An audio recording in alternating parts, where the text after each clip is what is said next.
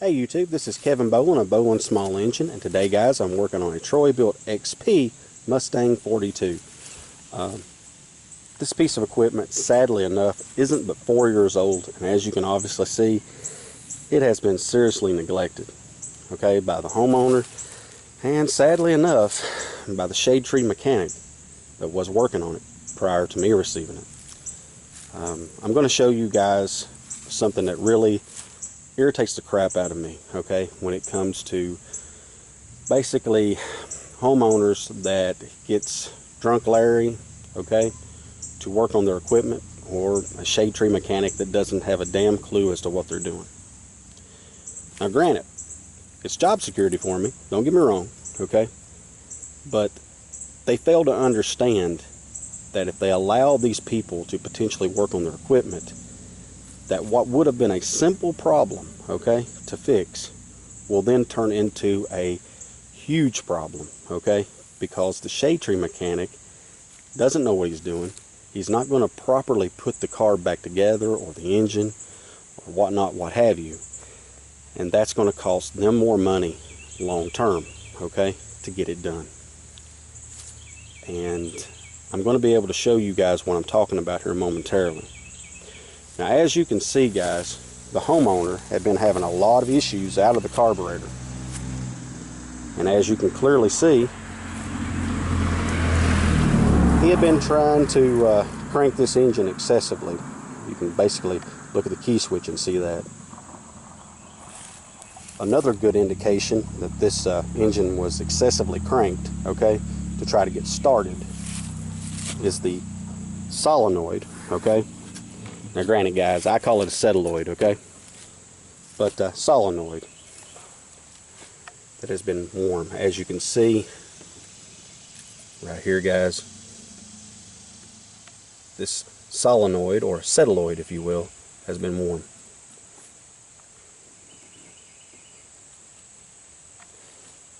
But that isn't the only settaloid that's been warm. Let's take a look at this afterfire settaloid, which people love to correct me upon, okay? Yes guys, I do realize that it's called a solenoid, okay? It is in my redneck nature to call it a settaloid. And for those that can't accept that, seriously, feel free to just turn off, the video, because I'm not going to apologize for who I am, okay? Period. If you can accept that, continue watching the video. You may learn something. But anyway, the reason I'm showing this carburetor is to show you the damage that was done.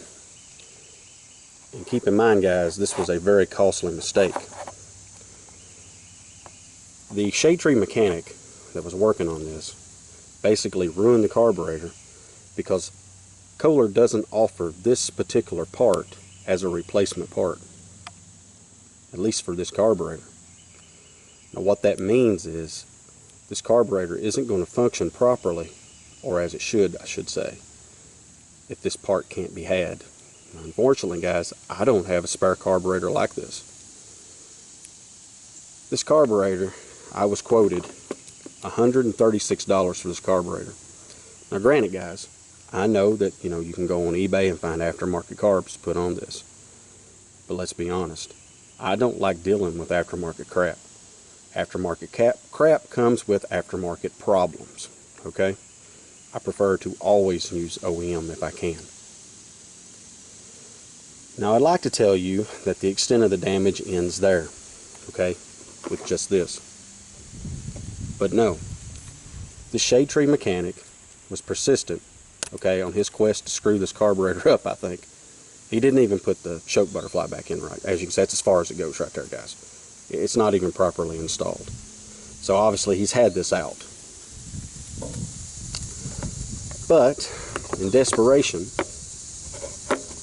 he decides to put Permatex, as you guys can see, there's remnants still left, Permatex, around this float bowl seam, if you will, okay? Where basically a float bowl seal or gasket should have been applied. You can even see on the float bowl what he tried to do. You can see it's missing, and they actually put Permatex around it. In doing that, guys, all that Permatex degraded because of the gasoline that was applied to the carburetor, okay, the bowl, if you will. And it broke apart basically and got sucked into the carburetor. And in doing so, it's really clogged this carburetor up pretty bad. Now granted, guys, I could actually fix this carb, I'm sure, with the exception of the choke.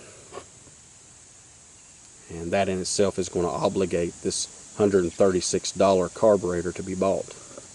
But not only did the shade tree mechanic not stop there, he also decides that he's going to cut this afterfire celluloid, or solenoid if you will.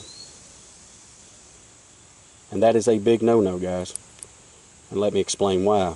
Will this tactic work? Absolutely. Guilty as charged. I've done it myself on old equipment that I don't really care about around here at the house, you know, in desperation to get it working. Yes, it will work. But, and this is what I want you to understand, if you do this, you take on one hell of a risk, because basically what can and will happen, okay, I've actually seen it many times, okay. Kohler's preached for years about not doing it. Briggs has too, but people still persist in doing it. The mufflers will blow apart, okay? It's not a matter of if it'll do it, rather when it'll do it, okay? What actually happens most of the time is people have run the engine for hours, okay? And they get ready to turn the engine off, and that last little bit of gas that makes its way through the carburetor will build pressure, okay, naturally in your cylinder, okay, and it has to find some way to make it out. So unfortunately enough, the valves, okay, may be open just enough to allow that pressure to escape, okay, as the gases get burnt instantly. And that pressure making its way through that muffler, okay, can build up so intense that it literally blows the muffler apart. Now, as I've said, guys, these gases, if you will, okay, can and will blow off the mufflers if you do this. So be warned. If you do it, it comes at a risk. It will come at a cost as well. Those mufflers are not cheap. In many situations, guys, I'll be honest, those mufflers are upwards of $100. I have seen some on some models, actually, yeah. Like DR is a great example, okay? Those mufflers are higher than hell. And I have seen them blow apart. So be warned, guys. Until the next video, YouTubers.